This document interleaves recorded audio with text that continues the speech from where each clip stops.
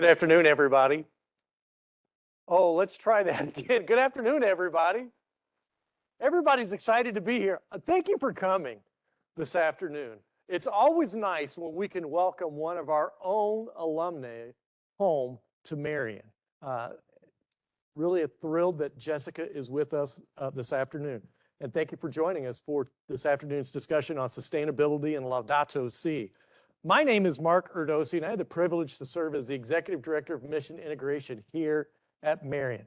Some of you probably may have heard me because if you've ever been to an athletic event, I usually am doing public address. So if you are outside tonight and you hear somebody yell goal, we have a women's lacrosse game at 6:15. I'll be working that afterwards. Anyway, sustainability is an ever-growing and important topic, which I'm happy to say our Franciscan sponsorship values of responsible stewardship and reconciliation address.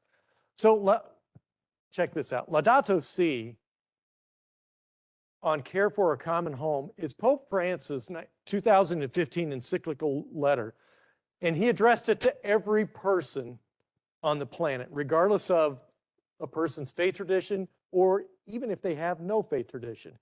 He shares in this encyclical that it's animated by the spirit of St. Francis of Assisi. He also calls for an inclusive dialogue about how we are shaping our future of our planet. He also writes this hope-filled document calling us to acknowledge the urgency of our environmental challenges and to join him in embarking on a new path. So here's another Franciscan connection with this encyclical letter. The actual title, Laudato Si, comes from the first line in Francis's Canticle of Creation, Laudato Si, mi Signore, or praise be to you, my Lord. So you will see a QR code on the bottom of the screen. You can scan that, and that will take you to a summary document of Laudato Si. Not previous. Okay, we'll get there. There we go. If you want to scan that real quick.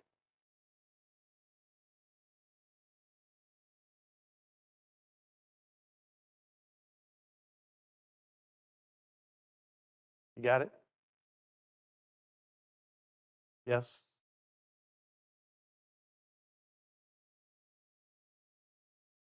This is a summary. It's about so this document is a 6-page summary, and they do a really good job of articulating the main points of Laudato Si. Okay. Did you get it? Everybody's got it. This afternoon's event's being sponsored by Marian's Office of Mission and Ministry and Office of Mission Integration. So as we do here at Marian, we always like to begin events in prayer. And I have the great privilege to introduce to you Sister Mary Beth Gianoli, the coolest nun you will meet. She's an Oldenburg Franciscan, and she serves as the Executive Vice President for Mission Integration. And she just happens to be a cool nun. He's challenging me here by giving me multiple things to hold. The prayer I chose to begin today is actually a prayer that is at the end of the encyclical, and it's titled A Prayer for Our Earth. I'm only going to read parts of it. So as we begin, let us remember that we are in the presence of God, and God is always in our presence. All-powerful God, you are present in the whole universe and in the smallest of your creatures. You embrace with your tenderness all that exists.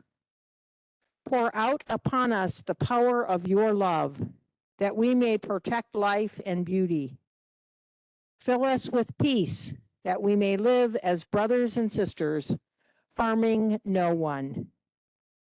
Teach us to discover the worth of each thing, to be filled with awe and contemplation, to recognize that we are profoundly united with every creature as we journey towards your infinite light.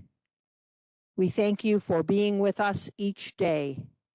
Encourage us, we pray, in our struggle for justice, love, and peace. We ask these things in all your holy names. Amen.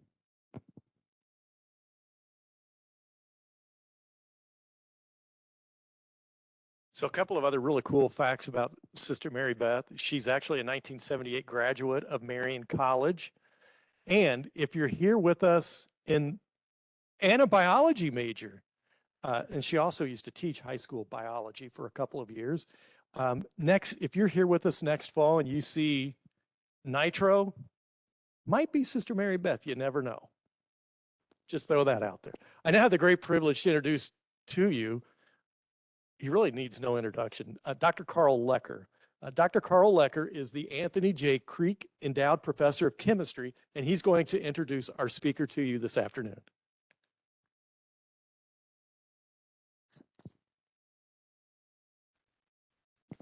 Thank you. All right, I'll try to do this. I went to print out the bio, and then the printer just crapped out, so I had to drag my laptop with me. So I'll do my best with what I have here. So I have the great privilege of introducing a dear friend of mine, Jessica Davis, who is from the Marian University class of 2010. She's the director of sustainability at IUPUI, and fairly recently is the interim university director of sustainability for the Indiana University campus-wide system. And she has other jobs as well, but we'll just start with those two.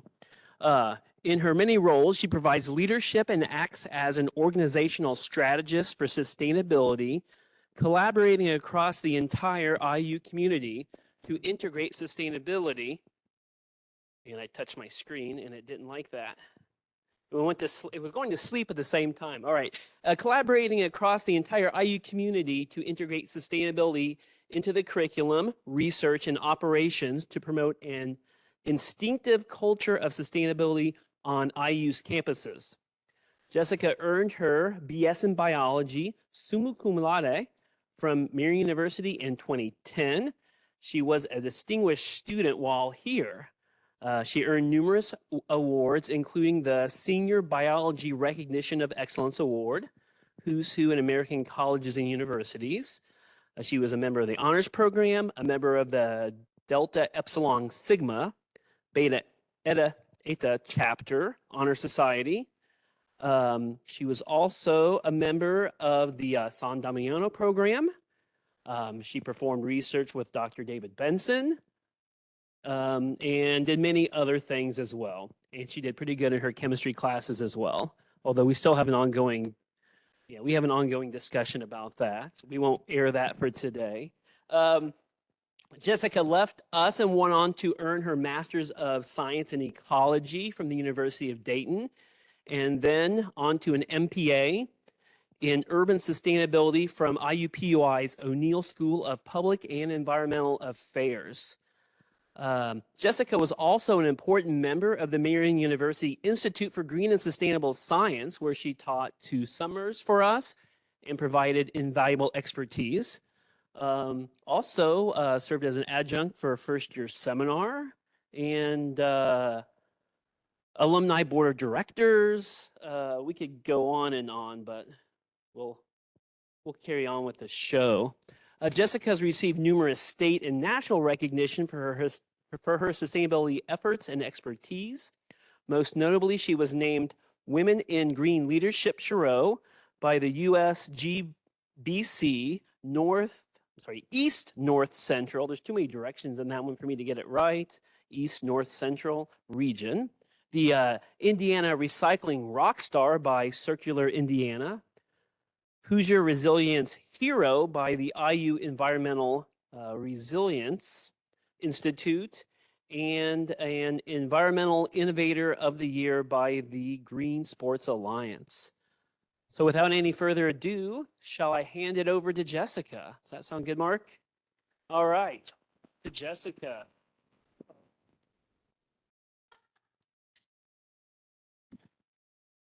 Handshakes. Thanks. All right, hi everyone. That introduction was way too long. Yeah, every day I turn around, I have a new job at IU, so it seems par for the course though. So really excited to be with you here today. Actually, my journey in sustainability started here. I didn't know the word sustainability existed until I took IGS as an employee of IGS. I was like, well, if I'm managing this program, maybe I should learn a thing or two about what I'm managing. Decided to go to classes with the students in the summer, and 13 years later, here I am. It's a pretty crazy ride. So I'm going to talk to you all today about, well, sustainability and Laudato Si, but ultimately a guide to living the moral imperative of sustainability in higher education. And I'm here to bring some receipts, hopefully as inspiration, as maybe something if you're on the cusp of deciding if this is something that Marian was to consider seriously. I have actual savings numbers I can share with you as a result of these efforts. But most importantly is the story, right? And how we're living our values as an institution. So the first thing that I always like to start with, no matter who my audience is what the heck is sustainability anyway? You hear this word tossed around quite a bit, and it's a little bit of a loaded word. And most of the time when I work with folks, and I work with folks from incoming freshmen all the way up to our vice presidents, I never assume that who I'm talking to really knows the full meaning of the word until we've had a conversation about it. If I make assumptions about understanding, we talk over and under and around each other, and we're not talking about the same topic. So just real quickly here, when you hear the word sustainability, what comes to mind?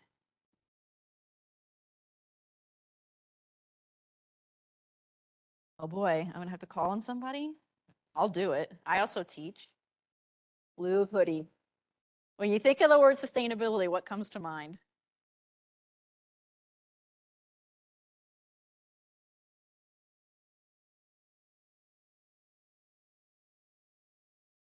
Using things mindfully. That's pretty good. Let's take another one. How about a little gray American Eagle sweatshirt here? So maintaining nature itself.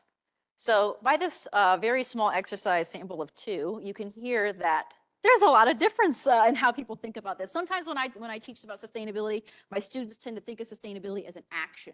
So I'll say, when you think of sustainability, what do you think about? And they say, riding my bike. They'll think of something that they do. Some people try to think of like a word definition, and I get some variation of what you all just mentioned. So we're going to back up and we're going to talk about what this word really means. And then we'll spend the rest of the time talking about how this phrase, or this really this value manifests or can manifest in higher education. So sustainability wasn't defined until 1987 by the United Nations. That's not to say that it wasn't happening before then. It completely was. It was just the first time that the word sustainability was kind of on the market. And it's defined as meeting the needs of the present without compromising the ability of future generations to meet their own needs. That's a loaded sentence, and let's unpack it together. The first thing to notice is the word needs versus wants here, meeting the needs of the present. Not a new iPhone every time one comes out because you're due for a free upgrade, right? Hanging on to what you got, needs. There is also an aspect, a temporal aspect to this definition, time. The needs of the present without compromising the future. Essentially, are the decisions we're making today mortgaging our future? And if we know that there are things that we are doing today that is going to have a negative impact, not only on people today, but even more significantly so on the people who come after us, should we maybe do something about it? So sometimes I like to kind of water sustainability down into 2 words, and I would say it's intergenerational justice.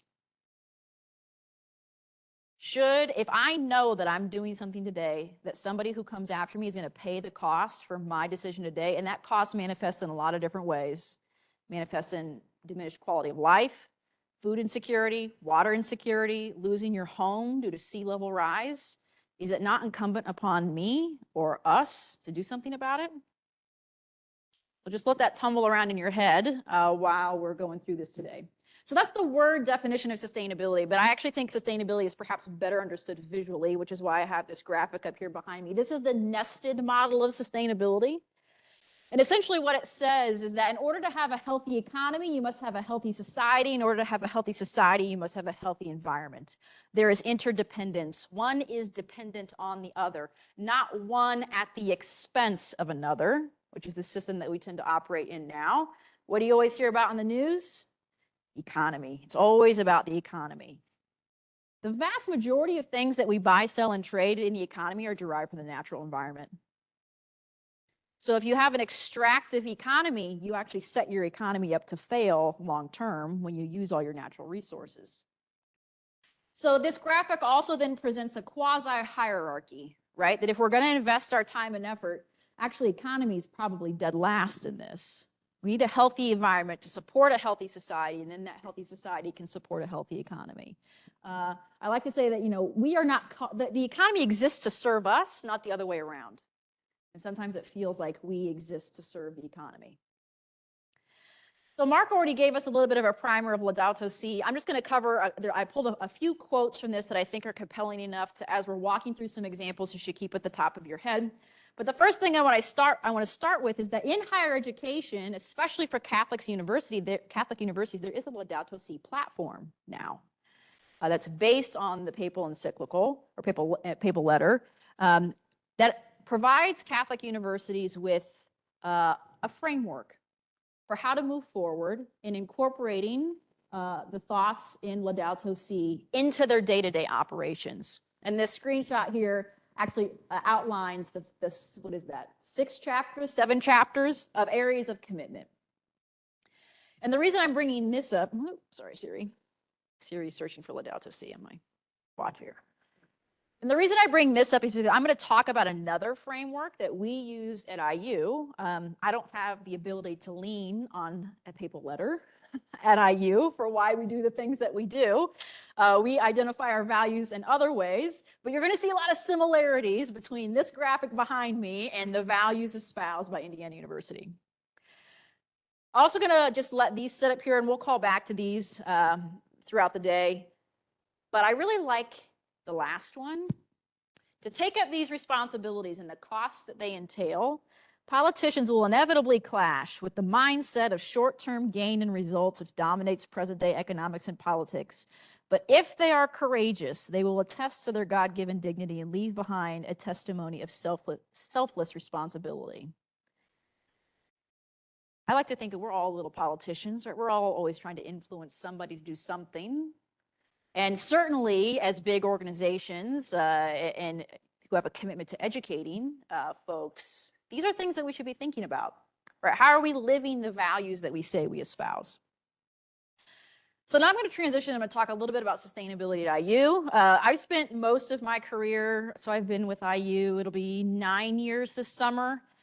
Of those 9 years, I've spent basically 8 of them as Director of Sustainability at IUPUI. I'm now university-wide Director of Sustainability, so that's all 7 campuses plus 2 regional campuses plus another 5 campuses of the IU School of Medicine. So I've been on learning. Like literally the past 3 weeks, I've been home 4 days because I've been traveling around to all of our campuses, learning all of them. We have just under 36 million square feet of building space across Indiana University. We are the #1 building space owner in the state of Indiana by square footage. IU is.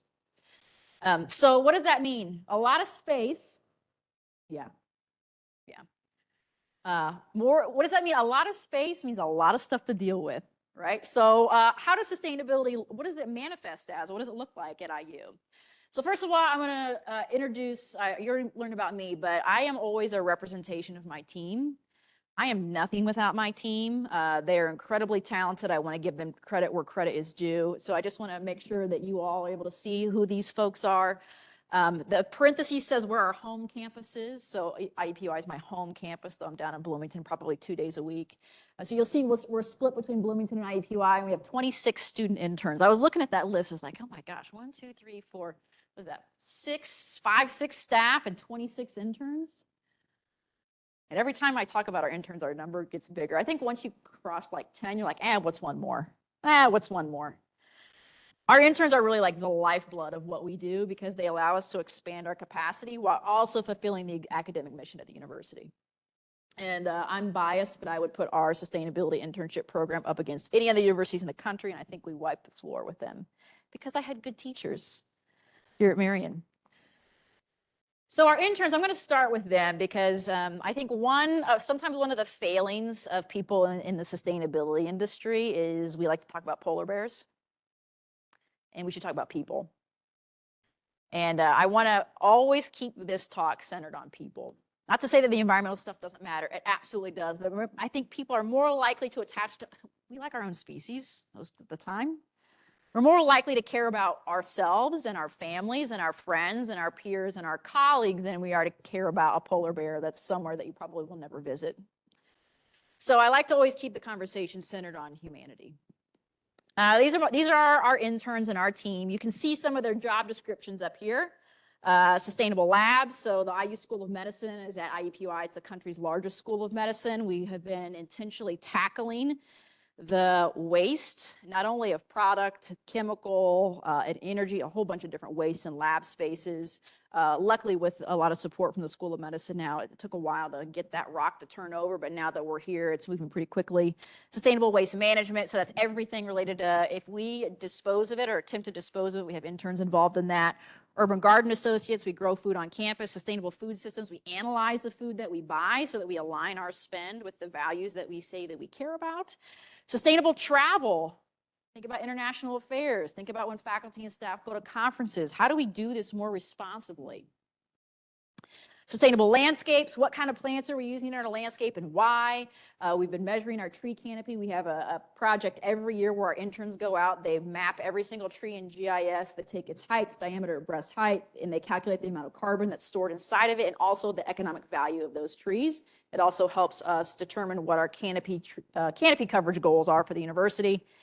Green infrastructure, which is related to how we can use plant life to essentially do the things that human systems do. So instead of a sewer system, can we have bioswales instead? Sustainable transportation, that's related to how people get to, from, and around campus, and then also housing. We've got 4 residence halls at IUPUI, so we have 1 intern in each residence hall delivering programming. So I just wanted to give you an idea of some of the things our interns are doing because I see a lot of students in the room. Our mission is simple in words, harder in deed, and that's to create a culture of sustainability across IU. When you think about the word culture means, to me, it means when people think of IU, one of the first things they think of is like, yeah, we're a sustainable institution. That's something that we're proud of. And like I said, I spent most of my time at IUPUI, now learning the rest of the campuses. When I first started at IUPUI, sustainability, it was like walking through a marsh. It was a trudge culturally. And I think now we've got at least the Indianapolis campus to a point now where I think you could go talk to almost anybody on that campus and they would say, what are you proud of? And we probably say 1 of 2 things: diversity, equity, inclusion, or sustainability. Those are our top 2.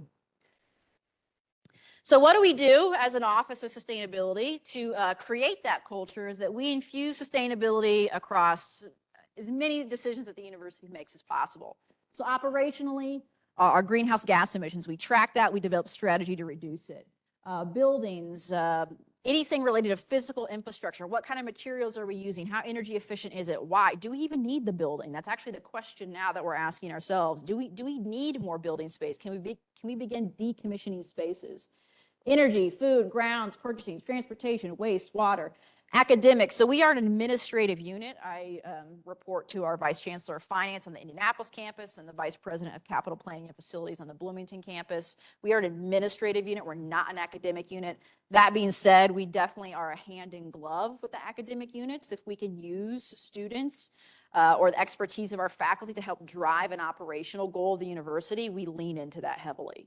So I often straddle both worlds. I get to do a little bit of administrative and a little bit of academic. So IUPUI was one of the early universities to create a degree, a named degree in sustainability. We have an undergraduate degree, a graduate degree, a certificate, and a minor in sustainability. And most of those students are going on and being trained to have jobs like me one day, or to be sustainability consultants, or we can talk more about jobs, we got time. We integrate sustainability into our curriculum. We have immersive experiences. You already heard a little bit about our internships, and we lean into that campus as a living lab mentality, meaning how can we use the campus as a laboratory for sustainability so that we can take advantage of the operational projects that students may work on while also providing really great learning opportunities. And then engagement. This is the fun, non-threatening, non-credit bearing way that we can engage our community in sustainability. So like today, which is why I'm dressed like this, is our stuff swap, where we collect things as students begin to move out of campus. And they throw, I don't know, you guys throw so much stuff away when you move out. It's just, oh, a new TV, I don't want to take that home, chuck it in the dumpster. So we have a month long, we collect all of that stuff. And today was the day where we have basically a massive garage sale on campus, only we don't charge for anything. First come, first serve, you take what you want. And at 2 o'clock it ended. So I'm in garage sale attire right now. So sorry about that. But that's, you know, we had a literal ton of material. We had 2,000 pounds of stuff that was going to end up in the dumpster, now redistributed. So I mentioned the Laudato Si framework that Catholic universities are starting to adopt. There's also another framework that has existed for a while. It was a framework created by an organization called ASHE, the Association for the Advancement of Sustainability in Higher Education. IU is a member of ASHE. ASHE's got over 1,000 members. Most of them are based in the US. They're now picking up Canada and the European Union a little bit. And ASHE created a tool that's called STARS, Sustainability Tracking, Assessment, and Rating System. And it is a self-reporting, publicly available framework on a university's sustainability performance that covers all of this, right? So sometimes sustainability also gets pigeonholed into just the environmental stuff, right? Remember that graphic? It's all three. It's environmental, social, and economic. So we're reporting on, for example here, diversity and affordability. We're reporting on like what are minimum wages for the university and how many people are living at that wage versus above or below. Also, our investments. We're disclosing where we are investing our endowment funds and why. And why not? So if you're all interested in this, I'm not going to go into the details of STARS, but it's a great framework. We use it as the skeleton for our strategy as a university because we build in this reporting annually. Our office does the annual report. And just so you are aware, IUPUI and IU Bloomington are the most sustainable universities in Indiana. We even beat up our friends at Purdue, which I don't have a problem with Purdue. I work at IUPUI. But certainly my colleagues at IU Bloomington have a problem with Purdue. We beat out Notre Dame. Like we beat out, I think IUPUI and IU Bloomington, for being in the Midwest, we punch way above our weight class, which that's just kind of a little bit of who I am. I've got a massive chip on my shoulder when it comes to the Midwest that nobody believes we can do sustainability. And I'm like, really? Let me show you how you're wrong. So we're really excited about this. I'll also mention that there are the United Nations Sustainable Development Goals. And if you look at these blocks behind me, no, Carl, this is not a periodic table. That's wrong. But it is, the United Nations has established 17 goals in order to create what they're calling a sustainable world for everyone. And you'll notice the goals, they're not like, oh, we're going to decrease poverty by 10% over the next decade. What's the first goal? No poverty, none, zero. Then in order to have a sustainable world for everyone, we cannot have people living in poverty. Oftentimes when we think about specifically the question of climate change, I teach in our sustainability degree, and a lot of my students have a lot of anxiety about climate change, and they sometimes get frustrated that certain groups of people may or may not care. It is a privilege to care about climate change, because climate change so far has often been framed as a problem for tomorrow, which means in order for you to worry about tomorrow, you have to have no worries today, right? Where do you get your food today? How do you keep your kids' clothes today? If you have the ability to free up your mind to think about a problem tomorrow, there is privilege in that, right? So recognizing that these are the goals that the United Nations has set for all of us, they are intentionally pretty aggressive because somebody has to set a vision. I think one of the most important things we can do in sustainability is to have people understand and be able to paint a picture for what a sustainable world really looks like in their head. Because oftentimes we'll talk about these things and people say, you can never do that. You can't do that. Folks, if you can like imagine it here, I guarantee you there's like an example of it somewhere happening somewhere in the world, and we can use that as inspiration. So the reason I bring up the impact rankings is because a lot of this is related to things in Laudato Si, right? seen similar themes emerge around poverty and zero hunger and gender equality and giving women access to education. All of these things are connected. So IUPUI actually is number 8 in the United States and top 10% in the world for advancing the United Nations Sustainable Development Goals. We've mapped our research, we've mapped our course offerings against the SDGs, and like the number of faculty who are doing work in these areas is an unbelievable number. And sometimes they don't even know it. They don't even know they're working in sustainability until we come in and say, hey, Dr. So-and-so, did you know you're doing work in sustainability? We'd love to work with you on X. So also these are our highest 3 ranked. Good health and well-being makes sense when we're a medical campus, right? We're really strong. We perform really well on that one.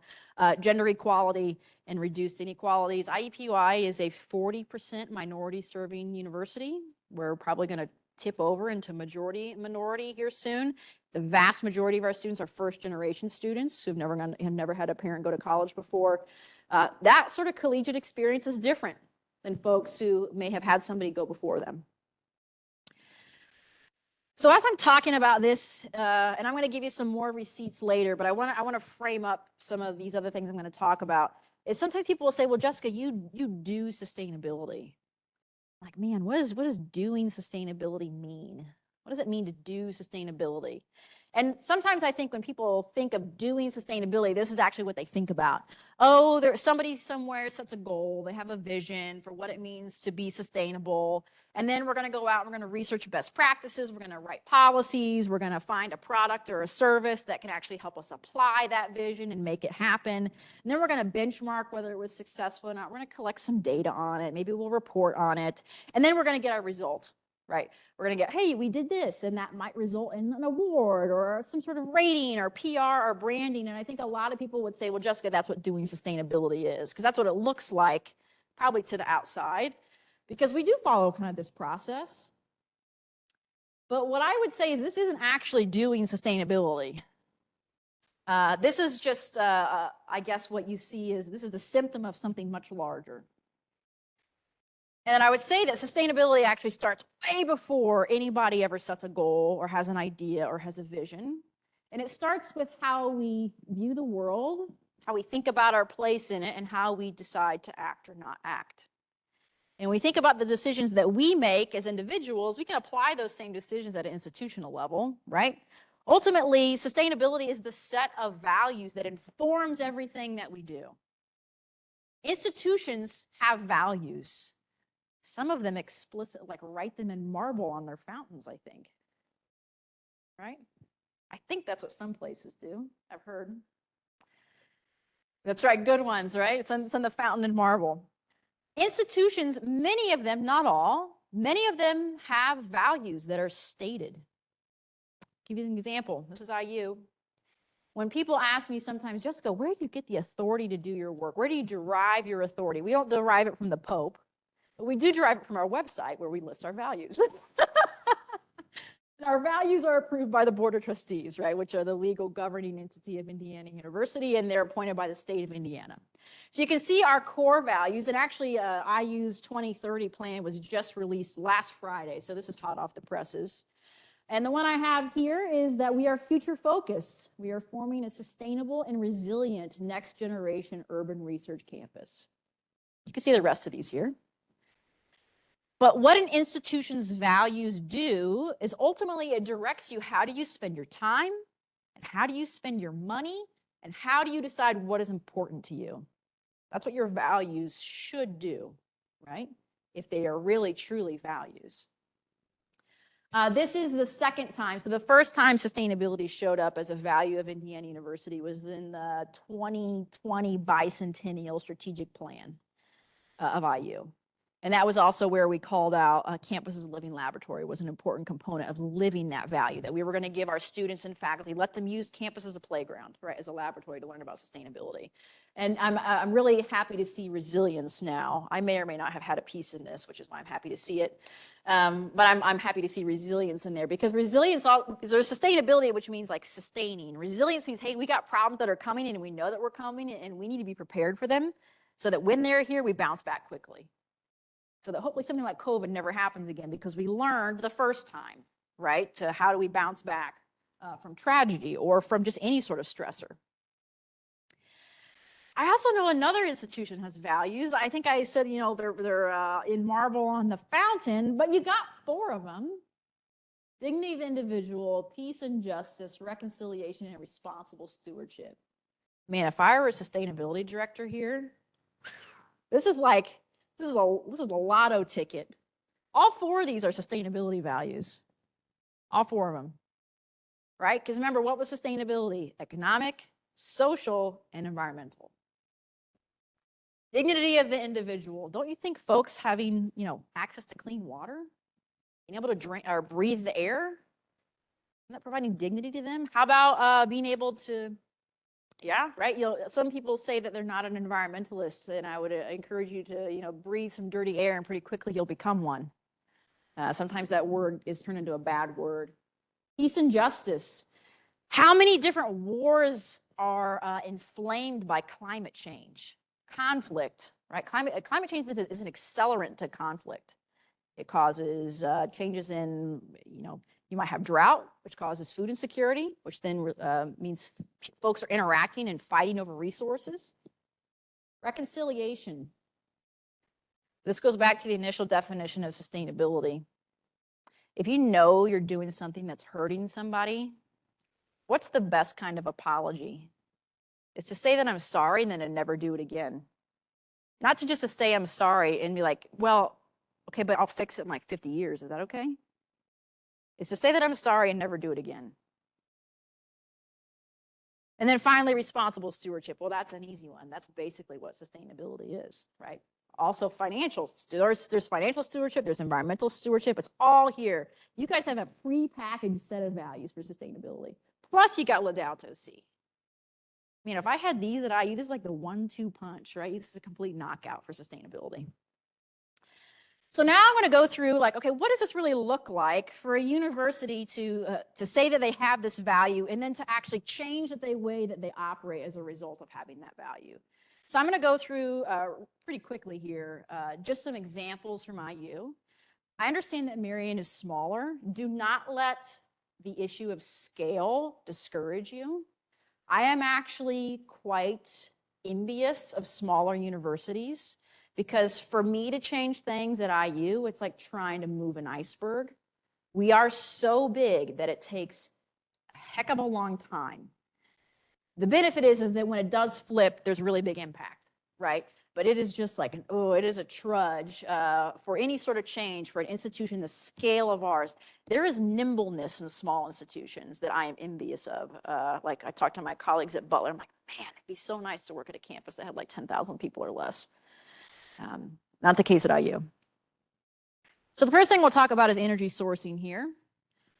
So when we think about climate change, our number one driver of that is emissions from fossil fuels.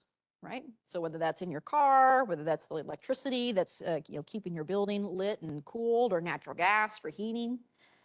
I'm also going to talk about, so I'm talking about where we are now, and then I'm going to end this with what's IU's next chapter for sustainability, because it's actually a really exciting time for sustainability at IU. We have a major, I was on a meeting just before this because we have a document due to the president in 10 days, and that's why I was in that meeting. It's a really important document. It's all about sustainability. So of all of the energy that IUPUI utilizes, we buy 10% of it through AES's green power option, which essentially means we're buying renewable energy without actually installing renewable energy on the campus. Any of you, if you live in Indianapolis, you can do that. You can enroll in the AES green power option. I do this at home. I'm at 100%. It costs me like an extra $1.20 a month. I can think of no other things I can do for $1.20 a month that's better than to run my home on 100% renewable energy. We also have, we also have solar panels on top of the business SPIA building. This is a snapshot of those. And we've been recognized by the EPA for using more green power than any school in the Horizon League, which is our athletic division, since 2013.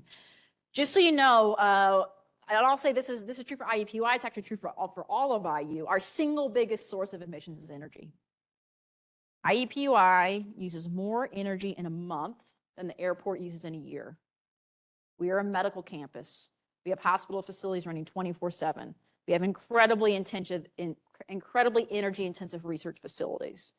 What does that also mean? It also means we have a lot of opportunity to save money through efficiencies and reducing our emissions.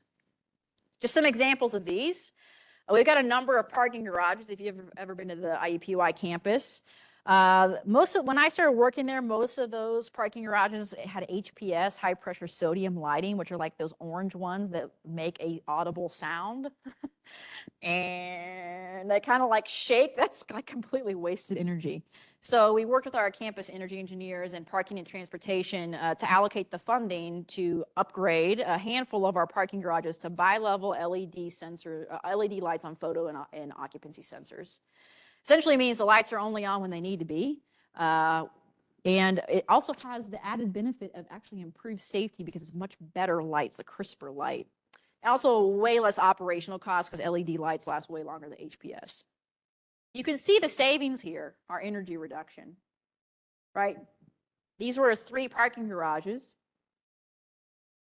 58% energy use reduction, enough to power 95 homes annually. I also put in here the amount of emissions that are avoided. MTCDE is metric tons of carbon dioxide equivalent. That's how many tons of emissions we're now no longer emitting as a result of this effort. I'll say that number for a parking garage is about on par. We don't heat and air condition parking garages. Most of the energy used from a parking garage is lighting and elevators, right? So it's a really lighting. In a normal building, most of your energy is not at all used by lighting. It's used by heating and cooling. So this number is a bit different for parking garages. Now we'll talk about buildings, retro commissioning or existing building commissioning. Sometimes these terms are used interchangeably. Retro commissioning, essentially you go in and you reset the operational age of a building to 0. As a building ages, as you use a building, it floats away from its optimal operational performance. Same thing, like you got to restart your laptop every now and again because it's just crap, right? Sometimes you just got to restart the thing. You retro commissioned your laptop. Or sometimes you got to take your car in to get an oil change or it's a belt change because it's not running as well. You retro commissioned your car. Reset the operational age back to 0. Because we're so energy intensive, because we're a medical campus. So these are 2 examples. We retro commissioned 2 buildings, neuroscience and HITS. I don't even remember what, healthy information translational sciences building, something like that. About 315,000 square feet of building space. It was a 15-month project. 119,000 kilowatt hours saved, 85 metric tons of carbon dioxide. And you can see the payback. If you're a university administrator that's got a tough budget, and I could just suggest one thing for you to look at right now, it's energy efficiency, especially in this state, because the state of Indiana has some of the most regressive energy code in the country, which means when we build buildings to code, we're building like they were built in 1990. Right? We haven't updated our energy code in this state, which is why our buildings perform generally, if they're built to code, really inefficiently. It's not like other states where they adopt like LEED, which we'll talk about LEED, as a standard for their energy code. Because we're so far behind, the delta is really big. So you can see this, right? Sure, it was $137,000. We paid it back in 7.5 months. And then every month after that we're not paying that utility bill, that's gravy on top of it. And what we're doing now is we're working to capture that delta, put it into a savings account, say we can only fund efficiency projects out of that savings account. So efficiency funds efficiency. Doesn't have to be a capital request, don't have to raise tuition, don't have to fundraise for a new building. Our own efforts will self-fund themselves until we've wrung every last drop of energy efficiency out of this place, and then we're done. Built environment. So this is related specifically to our buildings. IU is committed to building all of our new construction or major renovation, which essentially means a gut job, like a building down to the studs, as LEED certified. LEED stands for Leadership in Energy and Environmental Design. It's a program of the USGBC, U.S. Green Building Council. IU has more LEED certified buildings than any university in the Big Ten. And when we think about where we expend our capital, buildings is where a lot of that money goes. LEED buildings are more expensive on the upfront. However, when you look at the full operating life cycle of that building, it costs about 17% less to operate them over the lifespan than if you were to just build it normally. So a smart investment on the upfront reaps reward in the long term. Remember, that was in the papal letter, right? Not thinking about the short term, thinking about the long term. These buildings also, it's not just energy, right? Most of the savings are energy, but I think this building behind me, University Hall, I think 64% of that building is made out of recycled content. So IU is driving the kind of economy that we want to see. We want to see products that are made out of recycled content. Most of the materials in here are sourced locally. That's why most of the buildings at IU are made out of limestone, super local. It's literally right beneath campus.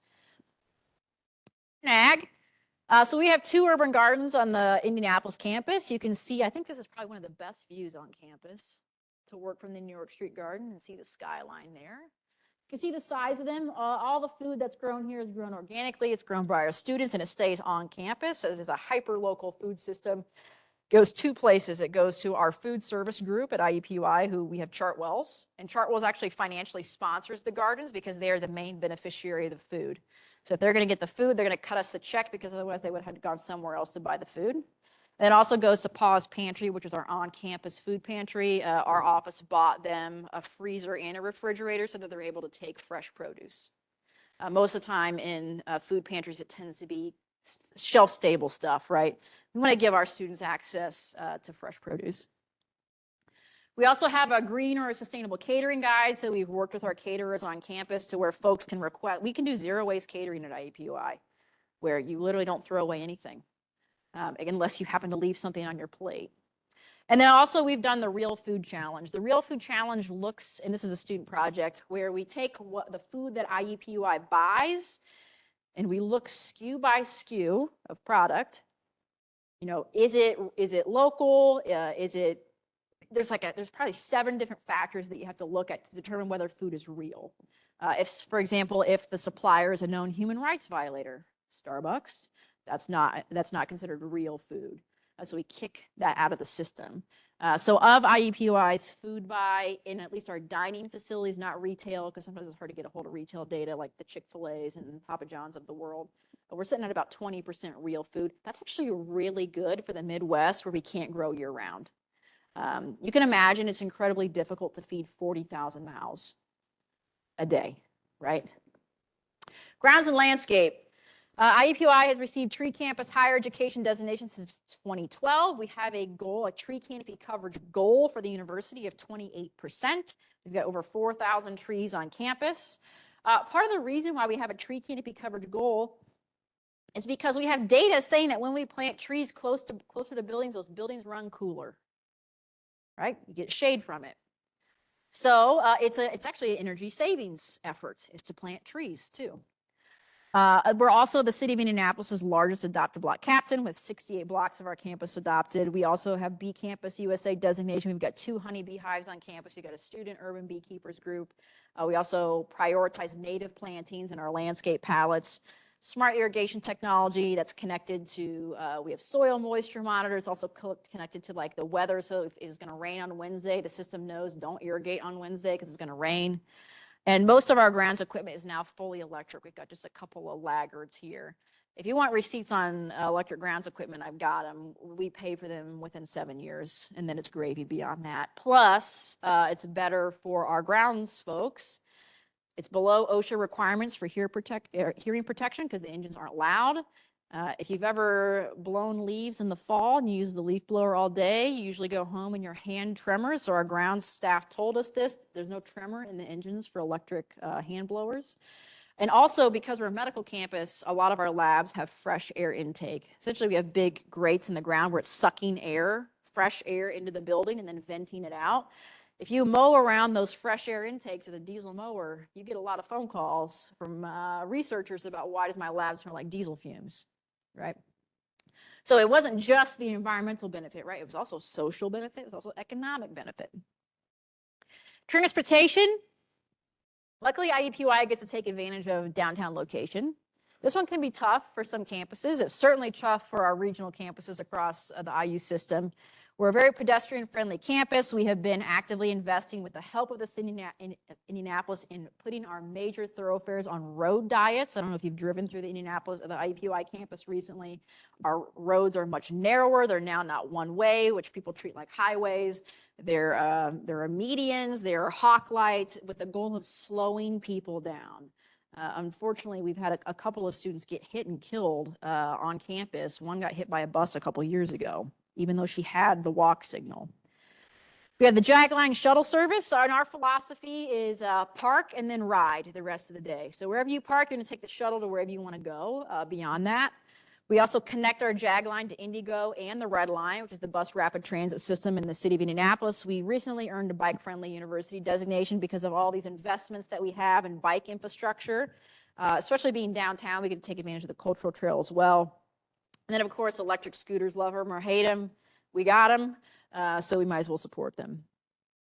Waste management, how do we minimize our waste footprint as an institution?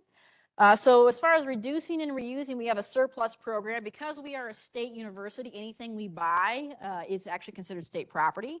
So when it reaches the end of its lifespan, or if somebody doesn't want it anymore, it actually has to go through a group that's called surplus, and it gets surplused out. The main people who go to shop at surplus are department units. Instead of logging, looking through my Office Depot catalog and buying a new desk for $1,200, I can go down to the surplus warehouse and probably buy one for $50 because somebody was getting rid of a desk. That's how our office just moved, and we furnished our entire office for like $100. I'm also friends with the surplus director. He cut us a deal. But instead of, don't tell the state, no. But instead of buying new, can we reuse? Every year surplus saves the university over $1 million. They track what it would have cost if you would have bought it somewhere else. We have Pause Closet, which is kind of the other hand of Pause Pantry. That's for clothing for students who may not have access, especially to professional clothing for interviews. The spring stuff swap was today. That's another redistribution effort. Recycling and compost, we've got both of those at IEPUI. One thing that's been a really great student project, our students were able to get us residential composting. So in our residence halls here, you can see we're able to collect food waste and haul that away for the university. And we're also piloting office break room composting right now. 2 offices, mine and then also another, the Office of International Affairs. We're trying it out to see how it's going. So that's operationally. That's how you can take these values and live them and how your day-to-day business goes about. I already mentioned we have a lot of academic programs. So this is just by the numbers. This is at IEPUI, 7 undergraduate degrees, 3 minors, 2 certificates, 9 graduate degree programs, and 8 graduate certificates in sustainability or sustainability-related fields. Applied learning, our internship program. We also have the McKinney Climate Fellowship, which is a summer program. It's funded by the McKinney Family Foundation, where we take students and we place them with employers around the state of Indiana to work full-time to solve their sustainability problems. So we usually have between 30 and 40 students. They work 40 hours a week for 12 weeks. I would say of those 40 students, probably 15 of them end up being placed with a city of Indianapolis, city of Bloomington, city of New Albany. We got them all over the state. About the rest of them are a mix of private sector and nonprofit sector. Kind of the reason this started is I met with the McKinney Family Foundation, and they were like, Jessica, what's one of your biggest hurdles to sustainability? And I think they meant like operationally at IU, but I was like, no. Our biggest problem is that we're training sustainability professionals and they're leaving. They're going to Seattle, they're going to Boston, they're going to San Francisco. We will never solve Indiana's sustainability problems if we can't keep them here. And we can't keep them here because there aren't many jobs. So we said, you know what? Let's manufacture the jobs then. You'll be amazed how many of our students will spend one summer with one of these entities and the next year they're hired full time, because all it took was one little taste of having somebody in sustainability working for their entity for them to realize, I need somebody full time doing this job. Then finally, engagement. We have a Greening IEPUI grant. This is funding that's allocated by our Vice Chancellor of Finance. Actually, we're getting ready to announce the winners the end of this month for this year's Greening IEPUI grant. We have $25,000 that we distribute every year to students, faculty, and staff who have an idea to make campus more sustainable. So folks apply, it goes before a committee, we rate them, and then we go to the administration to request the funding for it. All students, faculty, and staff are eligible. There have been most of the grants that get funded are student ideas, which is awesome. I've had freshmen starting out win a $10,000 grant as a freshman. And then to be able to have a project like this for the next 4 to 6 years, they walk by and say, I did that. That was me. So the way that we electrified our grounds fleet, was that the first time that we did it, it was a student project to bring electric grounds equipment to the university. We tried it out, and after that, we're like, this is a no-brainer. We're going to do it ourselves. So now anytime our equipment ages out, it's a replacement. Earth Month is April. It is our busiest month. Mark, I don't know, you are a miracle worker. I told him, like, he has me here versus my own employers. Like, where are you, Jessica? Why are you not here today? It's probably because he got on my calendar like 6 months ago. But that's typically our biggest engagement month. So was October, which is Campus Sustainability Month. We have month-long activities, just fun stuff, non-threatening ways for folks to get involved. Probably here next week, we're going to do a big bike ride. So we'll have students, like we'll all meet in the evening and we'll just go bike downtown Indianapolis together. We'll have different stops along the way. And then community engagement. I'm just going to talk about one thing because it's the one that I'm most interested in and most proud of. It's kind of like a little pet project of mine that I've kind of forced the rest of the office to work on. But City of Indianapolis is a big sports city, right? Love it or hate it, we are a big sports city. We're the amateur sports capital of the world. And I am convinced that we can be the sustainable amateur sports capital of the world. And I am making it my personal mission for us to get there. My first experience with this was in 2015 when we hosted the Women's Final Four. And then I got kind of looped in. Anytime we host a big athletic event in the city of Indianapolis, they activate what are called local organizing committees. And there's now an LOC on sustainability. And I'm one of the chairs or co-chairs. Sometimes I'm a co-chair, sometimes I don't, for these groups. And we work to make these big athletic events more sustainable. So the first zero waste Olympic event in the world happened at IUPUI in 2016. It was Olympic dive trials. The 2021 NCAA March Madness, it was supposed to just be the Final Four was going to be in Indianapolis, but remember that was COVID, and they brought the whole tournament to the state of Indiana. That was the first Scope 1 and Scope 2 carbon neutral March Madness, not just Final Four, all of March Madness in history. It didn't happen in California. It didn't happen in Washington. Where did it happen? It happened in Indiana. All right, we should be proud of this. This is what I mean by I got a chip on my shoulder. Most sustainable March Madness ever. Did it again with college football playoffs in 2022. Carbon neutral, water neutral, highest waste diversion rate ever for college football playoffs, national championship game. And I've got NBA All-Star game in 2024 coming up here soon. We'll probably start meeting this summer.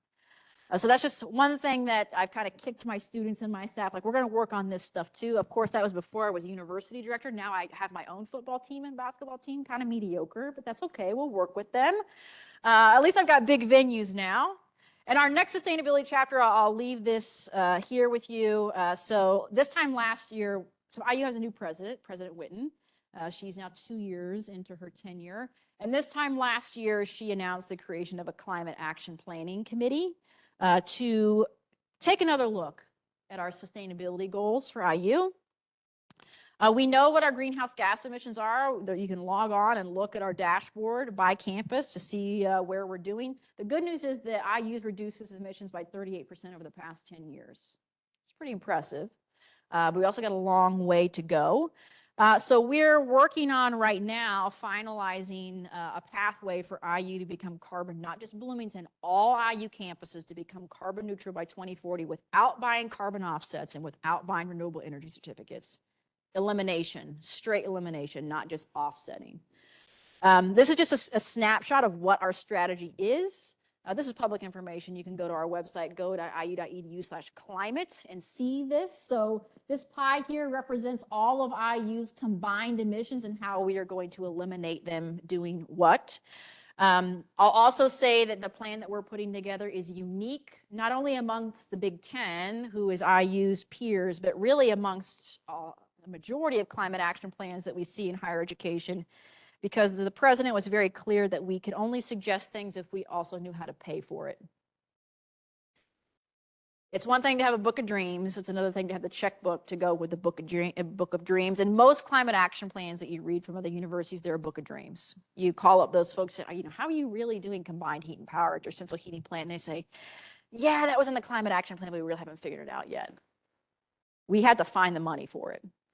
So you'll see the climate action plan. It's due to the president by the end of April. We are very hopeful for an approval. Hopefully we'll hear something back in May. And then we've got 17 years to get to zero, which 17 years sounds like a long time. It is a very short time in the lifespan of capital, of money. IU in the past 10 years has spent $1.4 billion in energy efficiency. We're going to have to do that plus some, plus a lot of some more to get where we're going to go. Also, our team is changing. This is why I'm now University Director of Sustainability. Sustainability is being centralized across IU. We have one team now that's serving all campuses versus we have been very campus focused in the past. It allows our team to develop more lanes of expertise, which is a good thing, and standardize our sustainability practices. So stay tuned if you want to learn more. You can follow along. And I just want to give kudos again to my team. Again, I'm usually the face of this stuff, as uncomfortable as that is for me sometimes. You know, I'm nothing without them. And same thing for the interns. They really are rock stars. So I want to give them the last bit of credit too. Any other things, you can reach out. Thanks for having me.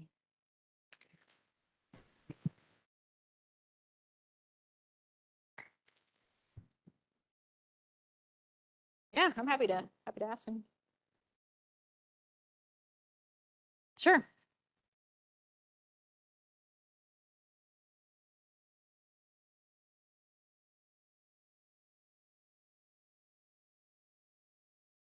Mm-hmm.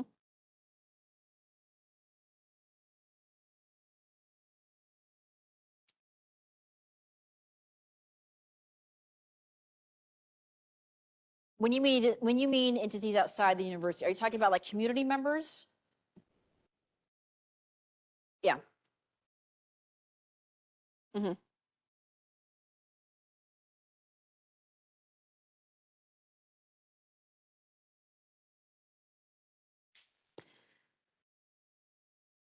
Yeah, I mean, so I'm pretty well connected because Indianapolis has been my home for so long. I know most of the stakeholders across the city and know them quite well, actually. So as a state university, we have to remain politically neutral in everything, right?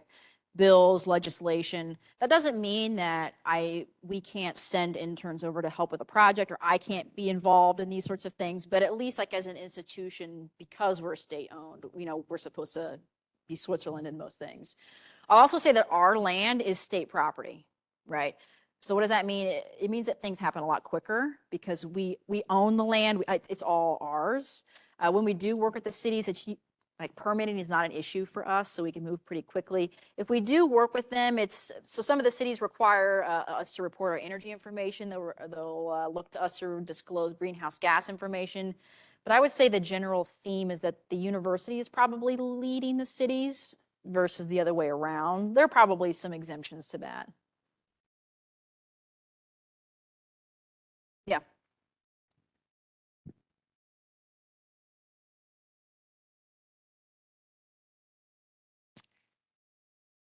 Yeah. Yeah, so I know that there's been movement at the State House from a number of stakeholders to relook at IU's energy code. It just doesn't ever seem to really go far. I think it's that we're just trying to attract the building construction industry, right? And you know, anytime you increase energy code, you make the cost of construction more expensive. So it's probably a little bit of industry involvement. But regardless of what the state says, we have our own internal energy code, if you want to call it that, and it's much more aggressive. So that's kind of been our response, like, you know, you can do what you want to do. We would certainly like to see something a bit more aggressive, but in the absence of that, we're going to do it anyway. And obviously the state's willing to invest the capital in it because all of our buildings are funded by the state. That's a capital asset request or a capital appropriation request for big buildings. So the state certainly sees the payback in those, even if they're unwilling to move from a policy perspective.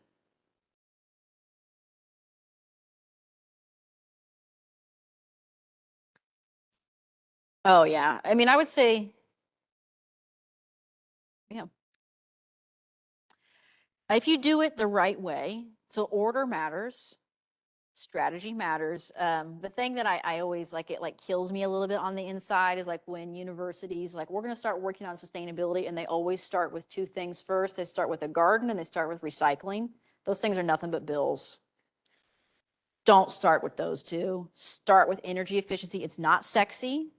It's going to be harder to talk about, People may not know it. They don't see it. They don't feel it to a trained eye. You wouldn't know what's happening in your building, but that's going to give you the budget to do these other things that do cost something. So order matters to your strategy. Yeah. Yeah. Thanks. Yeah. Got a question?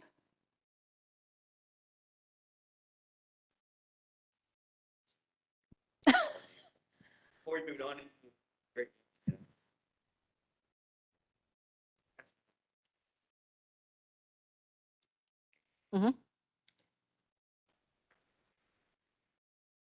Sure.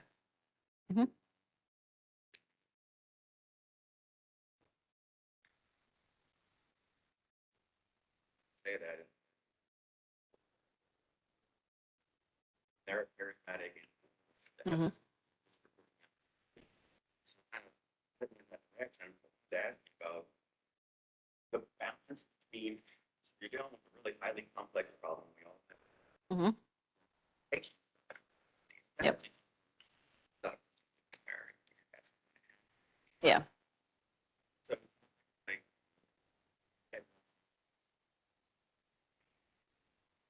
instead of 17 aspirations, how do you the aspirations and Yeah.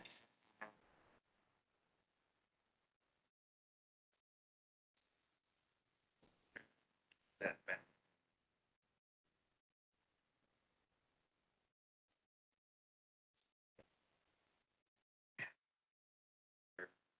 How do you balance the simplicity? Yeah.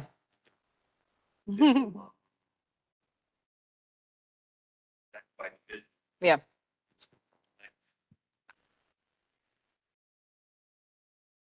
Yeah. So I would say there are two ways that I typically communicate. One is internally to decision makers, and that's a very different type of communication than one that is external to our stakeholders. So it is my job and the job of our sustainability team to understand how our decision makers think and why. To really understand, like 90% of my job is psychology. Meaning, I think, Carl, I think you told me one time my greatest strength, and I remember this, is the ability to convince other people that my idea is theirs. I use that every day in my to convince administrators.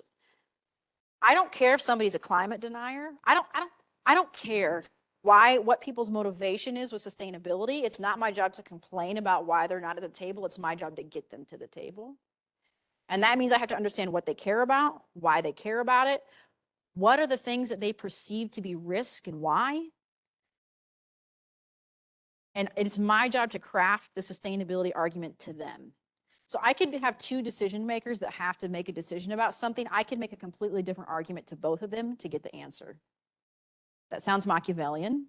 It probably is. I don't think that's an insult. If somebody called me Machiavellian once, I was like, thank you. Yes, I am.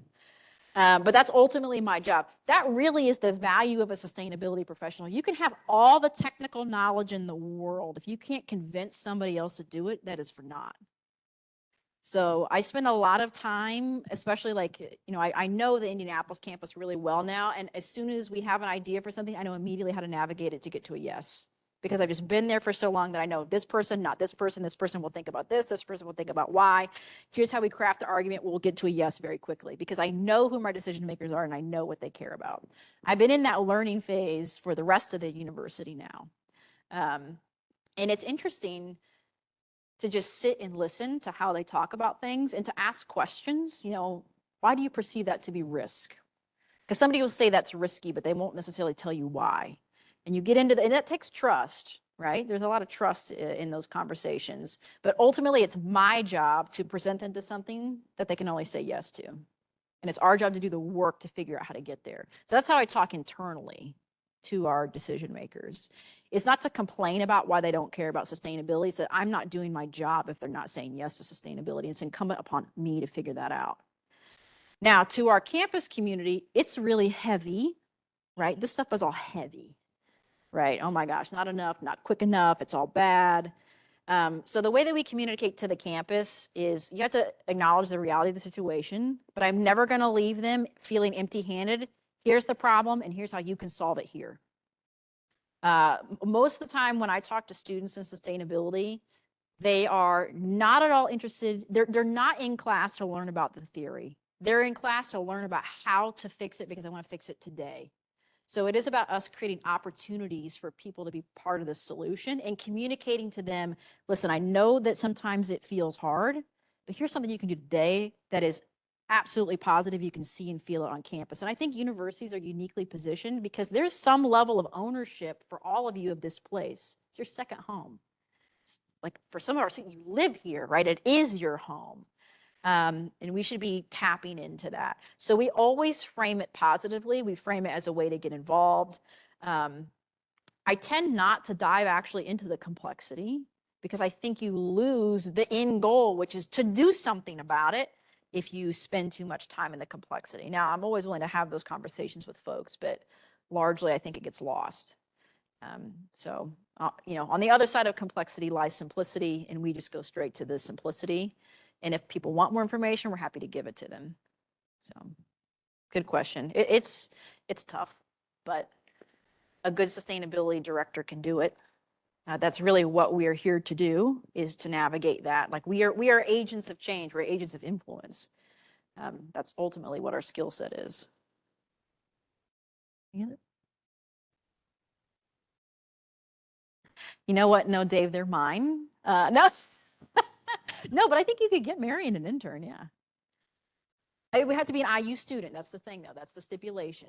So they only fund IU students, but we would take any entity applying for it. So, yeah. Although I do know that the McKinneys have been interested in maybe bringing other universities into the Climate Fellow fold.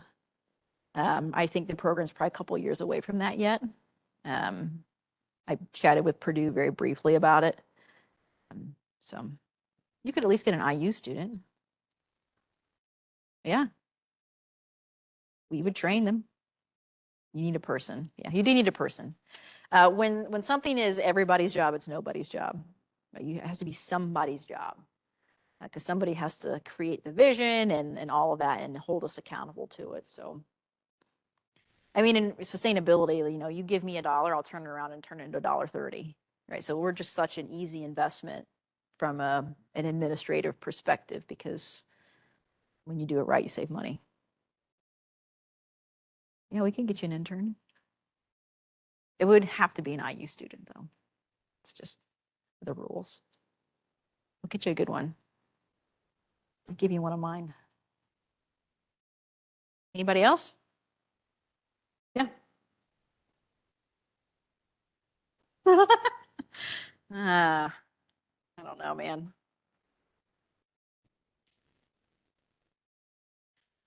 In this state, yeah. I don't know. I don't really, politics is frustrating to me. So I decided to exist in spaces where I can make change. And I feel like this is one where I can. So let's just keep running with it. Yeah.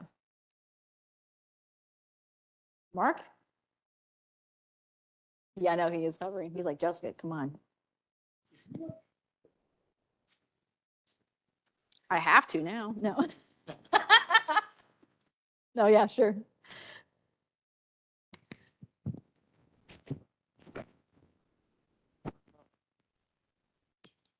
This is an important topic for lots of reasons. I'm convinced of this. So I'm talking to the college students here, to my colleagues who are a little bit, you know, beyond college. No disrespect. To the college students, y'all are going to figure this out. You're the people that are really going to make this difference. And here's what I want to tell you. When you align your values, your passion, and make it your life's mission, you're going to make a difference. So the difference between the two of us is about 20 plus years. She's a sustainability director that's nationally recognized. And where did she get her start? Right here at Marian University. Okay, again, thank you for coming, to our professors who were here. Thank you for coming to this. And if I know Jessica, she'll hang around and want to talk to people. And it's always good to have you back home. So again, thank you for coming tonight. Have a good evening.